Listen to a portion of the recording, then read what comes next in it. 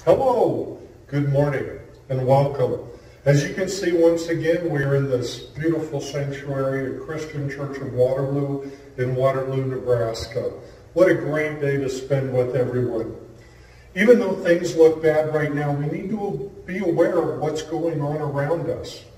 I'm mostly talking about the big R word, recovery. As most already know, our church, Christian Church of Waterloo, Nebraska, was a disaster relief site during the 2019 Midwest flood. We became known as the Little Church in Waterloo, Nebraska. We were part of a lot of news stories, the word about what happened in the flood, what we did in the flood, and the follow-on recovery was covered in a lot of stories that went nationwide. And we learned a lot from that. And that's what we learned is what I want to share with you today. To put it in perspective, look at what the disciples went through. They went through what it seemed like one recovery after the other. The biggest thing they had to recover from was that their leader, Jesus, was taken from them by force. They watched as their world crashed in on them, or at least it felt like it was crashing in. The world as they knew it had stopped. They thought everything was over with at that point. They watched as Jesus was ridiculed in his last hours, and eventually he was crucified. Afterwards, they were hunted down because they were Christians, but they endured. With everything going on in the world right now, we can't lose sight of what Jesus did for us. In just a few weeks, we'll be celebrating Jesus' resurrection, and I'm here to tell you that event has not, nor will it be canceled. The disciples, as you know, they recovered and they went on. They went on to write one of the best-selling books of all time, the Bible. It was God's Word, documented. We too will and are recovering.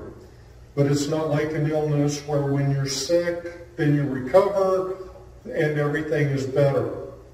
There's multiple stages to recovery. And some of the things that we have seen during the Midwest flood, we're seeing again in our recovery. A repeat of some of those similar stages. As I believed happened with the disciples, the first response, the first thing that happens is shock. The first thing is utter shock. Trying to understand not only what happened, but how it happened. And the biggest question is why. The utter shock stage is best identified by the glassy stare, the deer in the headlights look. It's a place indescribable and such that if you weren't there, you might not get the idea of how horrible it was. We had a couple come in one time that was doing ministry, and I'm not sure that they realized how horrible what had happened during the Midwest flood. The way I described it to them is you're standing in front of where your house used to be. It's not there anymore. And the only thing that you have left are the clothes on your back. And unless you've seen that over and over, it's hard to understand what happens. We've seen that same look. We've seen it lately, the same feelings. As the Christian Church of Waterloo supports people through the pandemic. The added issue with the pandemic is the shelter in place, the self-isolation, the don't go anywhere or do anything thinking, rather than what the Bible tells us in Romans 13:1, which is, let everyone be subject to the governing authorities, for there is no authority except that which God has put in place. This is the first and the foremost guidance. do what the administration tells us to do. Right now, it's don't gather in groups of 10 or more. Don't gather in groups larger than 10 people. Wash your hands often and maintain at least a 6-foot distance from other humans. And I think for right now, that's about it. Those are the biggest things that we have to remember. There's some places in the world where people have been told not to go out. But there's other places not restricting the movement of people from going outside of your house. Wherever you are, listening to what the governing authorities tell us. After the utter shock, and after that starts going away, it's the what do we do now? During the flood, we saw people moving from utter shock into we've got to move. We have to do something. We can't stay here. We can't stop. This is the American spirit coming through. And it was not one of isolation, but one of moving forward, cautiously. And that's what we're seeing now. The let's do something to help one another attitude. It's the American spirit. I want to read a letter that was written in 1527. It was written by Martin Luther when a deadly plague hit Martin Luther's town of Wittenberg. He wrote this letter to a friend. He said, I shall ask God to mercifully protect us. Then I shall fumigate, help purify the air, administer medicine, and take it. I shall avoid places and persons where my presence is not needed, in order to not become contaminated, and thus perchance inflict and pollute others, and so cause their death as a result of my negligence. If God should wish to take me, he will surely find me, and I have done what he has expected of me, and so I'm not responsible for neither my own death nor the death of others. If my neighbor needs me, however, I shall not avoid place or person, but will go freely as stated above. See, this is such a God-fearing faith, because it is neither brash nor foolhardy and does not tempt God. That was written in 1527 by Martin Luther. A week ago, the streets were virtually empty. Several days ago, we started seeing life again in the neighborhood. People going for walks, children playing in their yards. We realized we didn't have to be in isolation or quarantine. We can actually go for a walk. We can actually breathe fresh air, play outside with our children, and spend time with others safely. It's the American way. We don't let anything get us down for long, and that's what we witnessed during the floods. That's exactly what happened 1 year ago today.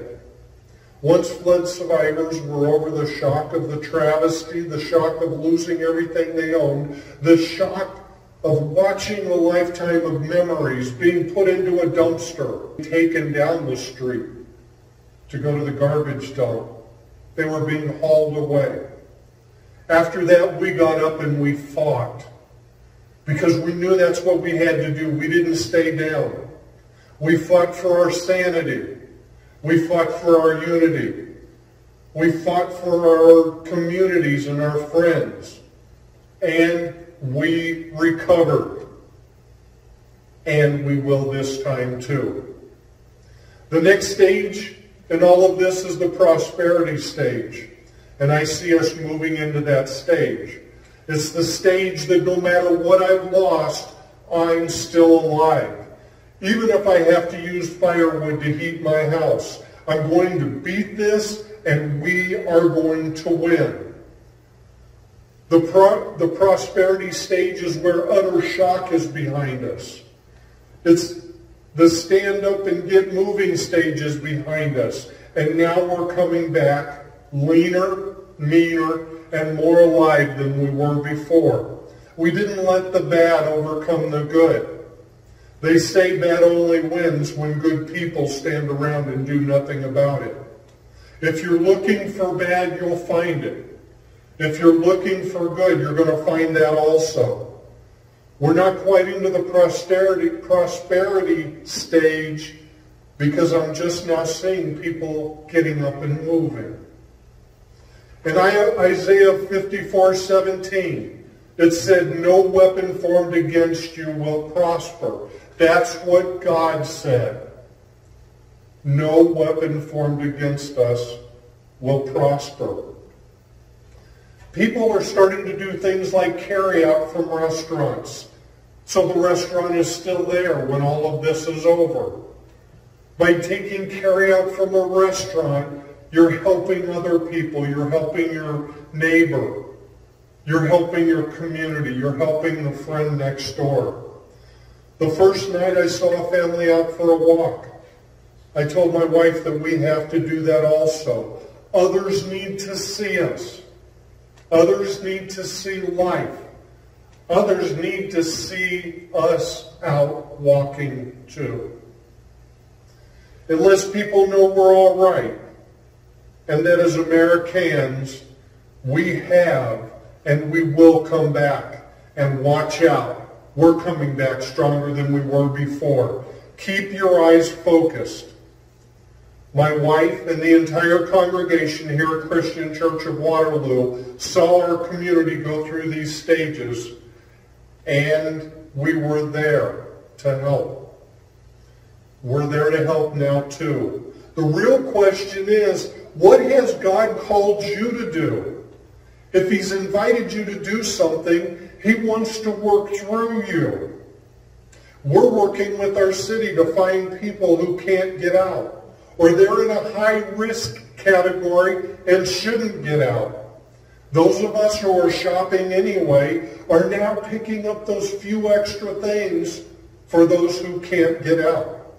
We still maintain our distance. We still follow the administration's guidelines, as Romans 13:1 tells us, but we're fighting our way back. We're helping our community, and we're helping those who'd otherwise go by the wayside. The 2019 Midwest flood was an experience that I never want to repeat, but I'm glad that our Lord and Savior put my wife and I through that, so we were better prepared to handle our current situation. So many are stepping up and helping right now, and others are sheltering in place and in self-isolation. Either way works. You must do what God puts on your heart right now. And most of all, don't be foolish or careless. I'm not insinuating that we're supposed to go and be foolish with what's going on. Follow what we're being told to do. Keep your eyes on God. He has a much better message than CNN or Fox News. Our God's message is one of redemption, joy, peace, love, kindness, all things that are good. That is our God's message. He promises salvation for those who ask Jesus to come into their lives as your Lord and Savior. That too is recovery. Recovery from a past life. Keep your eyes on the goal and on Jesus. Don't let things distract you or get in your way. Jesus is the way, the truth, and the light. This week, think about getting fresh air. Let others see you out and about. Maintain a safe distance, but don't stop being who you are. Depending on who you are, just curb it a little bit for now, and you'll see things change and recovery happen faster than you imagine. Just keep your eyes on Jesus. If you would, let us pray. Lord Jesus, thank you for all the wonderful things you've given us, especially your Son, Jesus Christ, to die for us. Let us not forget, in a few short weeks, we're celebrating his victory over death. We're celebrating the resurrection of our Savior, Jesus. Help us to celebrate our victories too, no matter how small. We keep our eyes on you and push toward the goal. Thank you for your grace, your mercy, your love, and for keeping your light on our paths. So when things are in their darkest, we look to you, the source, for guidance. In Jesus' name, amen. I'd like to take a minute for those who'd like to bring Jesus into your life. If you say, Lord Jesus, I repent of my sins. I take you into my heart and make you my Lord and Savior. If you prayed that simple prayer, we believe you were born again. Stay tuned in. And if it's not to us, stay tuned in to another Bible-type church. Keep your eyes on Jesus. Read your Bible. And be back here next Sunday at 10 a.m. Or tune in this Wednesday at 6:30 p.m. If you'd like to make an offering, you can make an offering below at the donation button, or send checks or money orders to the church at Christian Church of Waterloo in Waterloo, Nebraska. We want to keep the ministry going. We have you in our thoughts and in our prayers. Until then, have a great week, and we'll see you next week. Bye.